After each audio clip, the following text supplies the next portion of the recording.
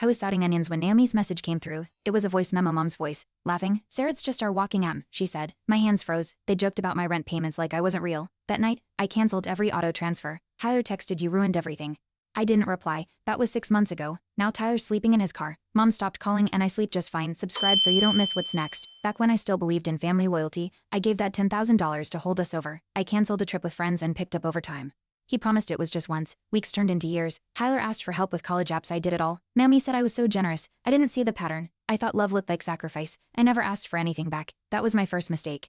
I once sold my camera, my dream hobby, for Tyler's textbooks. Mom said, "That's what big sisters do." I smiled, pretending it didn't hurt. Naomi cried once when her laptop broke. I gave her mine and used an old desktop for work. Every time I hesitated, they reminded me of how much we've done for you. I nodded, swallowed the doubt. I thought this was love unequal, transactional, unspoken. I didn't realize they were keeping score all along. I checked my account and saw another withdrawal. Mom used my card for a salon bill. No heads up, no apology. I texted her, "Please ask first." She replied, "Don't be dramatic." I felt the walls crack. Naomi sent me a meme 5 minutes later like nothing happened. Tyler asked for gas money. I said no. He called me selfish. I wondered if I stopped giving, would anyone still be here when I declined Tyler's Venmo request. He posted a meme, "When your rich sister forgets who raised her," friends tagged me. I laughed on the outside, but my chest tightened. Mom commented, "She's just tired." Like my exhaustion excused their entitlement. I told Naomi it hurt. She said, "He's just kidding." But it wasn't funny. My generosity was now public entertainment. I started saving screenshots. I didn't know what for, just that something was shifting. Naomi called, voice sweet. "You're still covering Thanksgiving, right?" I paused. "I don't think I can this year." Silence, then okay, but her tone was sharp. Hours later, Tyler messaged, "So we're poor now." The guilt pressed in. Mom sent a family photo, me cropped out. That night, I cried alone. I'd always paid to be included. I wondered, was it really love? Or just the price of my seat at the table? Mom messaged, "Need help with the electric bill again?" I stared at the screen. "No please, no thank you, just a demand." I typed, "I can't this month." "Send it." Tyler replied instead, "You're a joke." Naomi stayed silent. That silence said enough. My hands trembled. I deleted the family group chat, closed my banking app, sat in that emptiness. I wondered if I cut them off, would anyone even fight for me? A package arrived, Naomi's wedding invite. Elegant, expensive. Handwritten note, "We're counting on your help, no ask." Just expectation. I stared at the serve-up line and left it blank. That night, Tyler posted, "If she doesn't show, we know where she stands." I didn't reply. Instead, I booked a solo weekend trip for the same date. First time in years, I wondered, was this what freedom tasted like? Sharp, strange, and slightly sweet. Tyler showed up unannounced. Fists clenched, voice raised. "You abandoned us." I didn't move. "I stopped funding you," I said. He scoffed, stepping closer. "You think you're better?" I stood straighter. "No, just done." I tossed a folder onto the table, every receipt. "Transfer favor. You want proof? Here it is." He looked down, then back up, face unreadable. "You're nothing without us." I smiled, finally calm. "And you're nothing because of me." Silence followed. Mom called later that night, voice trembling. "You didn't have to humiliate your brother." I stayed quiet. "We're family, Sarah." I exhaled. "No, we're dependents." I was the remember, her breath hitched. "That was a joke." I shook my head, even though she couldn't see. It was truth in disguise. She hung up. No apology, no reflection, just silence. I stared at the phone, then blocked the number. That was the last time she called. Naomi texted, "They're spiraling. Just apologize." I laughed. "For what?" "Boundaries." She sent a crying emoji. "You changed." I typed, "Yeah, I grew up." Then hit send. No reply. Days passed. Then a group chat, invite family emergency. I didn't join. Instead, I opened my savings account. It was growing, for once, untouched. I booked therapy. That first session, I said aloud, I was never the selfish one. My voice didn't shake. That was new. The next family event came, a cousin's baby shower. Naomi's name on the invite. I serve ups no. Tyler posted a photo after everyone smiling. Caption, "Some people chose distance." I commented, "Some chose peace." It got likes. Mom texted, "You embarrassed us." I blocked her again later. Naomi messaged, "Why are you burning bridges?" I replied, "I stopped paying for passage." She left it unread. That silence wasn't cold, it was cleansing. Work offered me a promotion out of state, new salary, fresh start. I hesitated. Who would I leave behind? Then I remembered I'd already left them. I said yes. Told no one, packed alone. On my last night, I walked through my apartment, touching everything I'd once budgeted around family demands. Now, every corner felt mine. Tyler called once more. I didn't answer. I boarded that flight with zero farewells, just relief. And a little hope. At my new place, a small studio with peeling paint, I cooked dinner alone. No calls, no obligations, just silence. I lit a candle, gift to myself. I checked my calendar, Naomi's wedding. I raised my glass of wine to missed performances. I said aloud, no one replied, and yet, I felt full. Not of food, but peace. The kind you buy not with money, but with finally saying no and meaning it. 3 weeks later, Naomi tagged me in a post. Some people forget where they came from. Subtle but clear. I unfold out. Minutes later, Tyler DZMD, "Enjoy your fake freedom." I didn't reply, but I posted a photo of me on a hike, smiling, captioned, "Finally breathing." It got hundreds of likes. Naomi texted, "Attention much." I deleted the message. I'd always stayed silent to keep peace. Now silence was my answer, and it screamed louder than any fight. A letter arrived, Dad's handwriting. Inside a bill, no note, just an old debt I'd paid off years ago. He'd added interest. My hands shook. I laughed, took a picture, posted it anonymously. Ever get invoiced for escaping?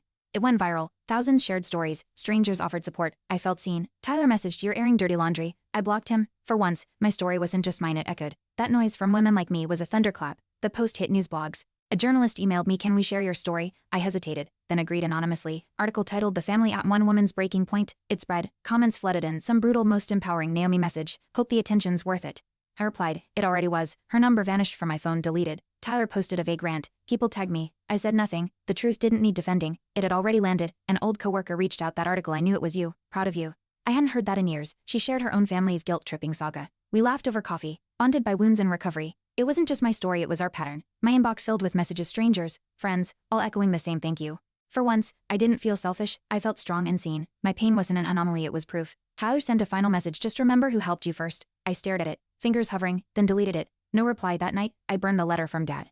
No ceremony, just a trash can, a lighter, and peace. Ash floated up like old debts. Weightless. I took a picture, caption clearing out expired expectations, posted it, no tags, just truth. Some messes don't need closure, just fire and the nerve to strike them at yourself. A therapist messaged, your post helped my clients. I reread it, amazed. Something born from pain turned into healing for others. One comment read, I left my mom's house today. Another, I finally said no. I saved them, printed them, taped one to my fridge. Freedom isn't selfish.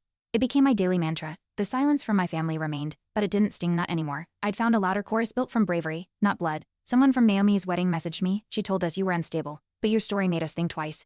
That hit hard. I stared at their message, unsure how to respond. I typed, thanks for telling me, sent no more. I didn't need to defend myself anymore. That truth spoke louder than their whispers. They painted me bitter. I showed up empowered. And sometimes, that contrast is all the justice you need. Naomi's friend added me on Instagram. I hesitated, then accepted. A week later, she shared a post about setting boundaries, quoted me. My friend's cousin is brave, she wrote. I messaged, thank you, she replied. We all needed it. It wasn't revenge, it was resonance. People I'd never met found strength in my story. I wasn't the villain in some whispered tale. I was proof you could leave, heal, and still matter, especially to yourself. A distant cousin reached out, Emma. I've been supporting my mom forever. Your story woke me up. We talked for hours, shared tactics, pain recovery plans. She called me the sister I never had. I teared up, not out of sadness but recognition. We weren't alone. A web of survivors and daughters reclaiming their names. I started a private group chat, no more withdrawals. Within days, 20 members, a chorus of no's becoming a symphony of freedom. Emma shared her story in the group, years of guilt from a mom who never said thank you. Another girl replied, same here. I watched them connect, validate, rise. We weren't bitter, we were brave. I posted, this group is proof we're not broken, we were bent for too long. Reactions poured in. I turned off notifications, heartful. This wasn't a support group, it was a rebellion. Quiet, digital but real. And finally, mine to lead. Someone from the group asked if I'd speak on a podcast.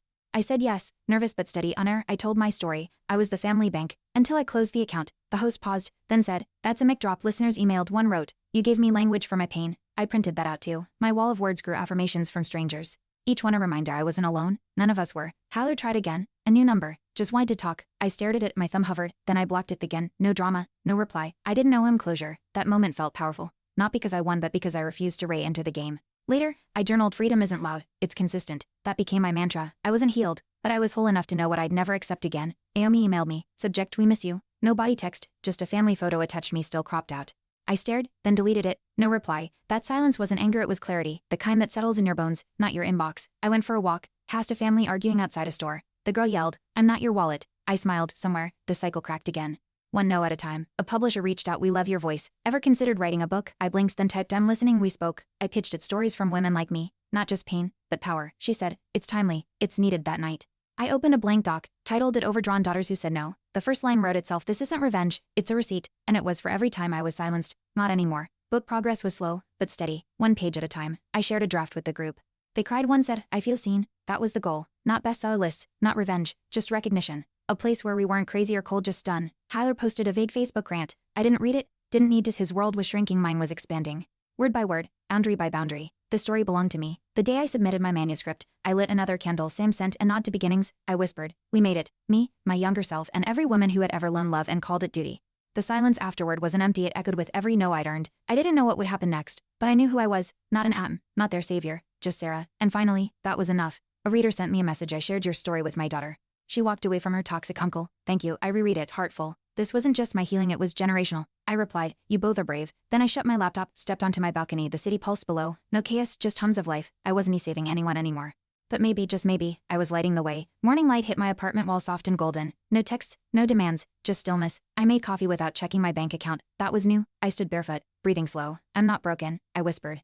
The echo didn't challenge me, I agreed. Every scar was accounted for, every silence earned. This was my piece, not a performance. And finally, I didn't have to explain it to anyone. I passed a girl crying outside a coffee shop. I didn't ask questions, I offered tissues. She said, family's complicated. I nodded. You don't owe them your soul. Her eyes widened. We didn't speak again, but that sentence stayed with me. Maybe kindness wasn't fixing people. Maybe it was reminding them they could walk away. I didn't save her, but maybe I helped her feel less crazy. That's enough. The book launched quietly, no banners, no press tour, just a link shared in the group. Orders trickled in. One message read, "I gave this to my sister." That was enough. Tyler never reached out again. Naomi stayed silent, but strangers sent gratitude. And me, I slept well for once. My dreams weren't filled with guilt, just calm. Years from now, maybe they'll rewrite the story, make me the villain. That's okay. I've built my own ending. One where I'm free, not forgiven. Where peace isn't bought but owned.